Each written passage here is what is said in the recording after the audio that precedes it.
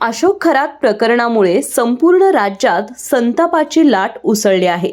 याच घटनेतून थेट धडा घेत धुळे जिल्ह्यातील निमगुळ गावातील महिलांनी बुवाबाजी विरोधात ठोस आणि धाडसी पाऊल उचलले आहे।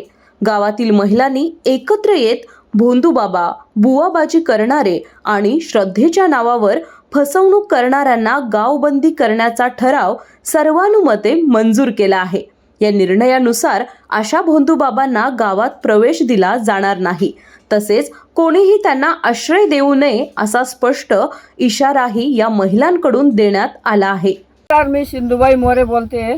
नाशिक येथील अशोक खरात हे प्रकरण खूप महाराष्ट्रभर गांजत आहे आणि त्याने खूप महिलांवर अत्याचार केलेला आहे आणि त्याशिवाय त्याला फाशीची शिक्षा आम्ही ठराव केलेला आहे। आम्ही गावाच्या महिलांनी ठराव केलेला आहे फाशीची शिक्षा व्हायला पाहिजे आणि गावात यायलाच नको पाहिजे असे भोंदूबाबांनी गावबंदी घरबंदी केलेली आहे। बहुतेक असे लुबाडू संत येतात गावात, साधू येतात गावात आणि त्यांनी खूप महिलांवर अत्याचार केले। चिंचोक्या सुद्धा विकल्या आहेत त्यांनी लाखो करोडाला। असे बायांना त्यांनी लुबाडलंय। अशा साधू या भोंदूबाबापासून गावाने सावध राहायला पाहिजे। विशेष म्हणजे बहुतेक अशिक्षित असलेल्या महिलांनी घेतलेला हा निर्णय राज्यभर चर्चेचा विषय ठरत असून समाज प्रबोधनाचा नवा आदर्श निर्माण करत आहे। खरं तर असा निर्णय घेणारं हे महाराष्ट्रातलं पहिलं गाव ठरलं आहे। या उपक्रमाला महाराष्ट्र अंधश्रद्धा निर्मूलन समितीची साथ लाभली आहे। अनिसच्या धुळे जिल्हा पदाधिकाऱ्यांनी महिलांना जादूटोणा विरोधी कायद्याची माहिती देत पुस्तिकांचे वाटप केले।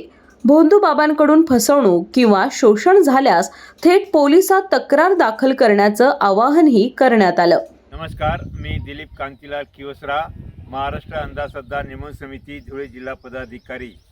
नाशिक येथील भोंदूबाबा अशोक खरातचं प्रकरण ग्रामीण भागात महिलांना समजल्यानंतर मोठ्या प्रमाणात महिलांमध्ये चीड, क्रोध किंवा संताप व्यक्त होत आहेत आणि त्या हिशोबाने आज आमच्या निमगुळ येथील बचत गटाच्या महिला एकत्र आल्या आणि असे जर भोंदूबाबा आपल्या गावात येत असतील तर त्यांना गावबंदी किंवा घरात सुद्धा बंदी करण्याचा त्यांनी निर्णय घेतलेला आहे। कारण की या भोंदूबाबा हे जादूटोणाच्या नावाने मोठ्या प्रमाणात महिलांमध्ये भीती निर्माण करत असतात। एकीकडे शेतकरी महिला एक निसर्गाच्या संकटामुळे त्रस्त झालेल्या आहेत, त्या बऱ्याच त्यांना समस्या आहेत आणि अशा रीतीने जर हे भोंदूबाबा वेगळ्या प्रकारे भीती निर्माण करत असतील तर महिला आम्ही ताबडतोब त्यांच्यावर गुन्हा दाखल करू। जादूटोणा हा कायदा पास केलेला आहे, त्या कायद्याने त्यांच्यावर गुन्हा दाखल करू। तर कृपया कोणी भोंदूबाबाने आमच्या निमगुळ गावात येऊ नये।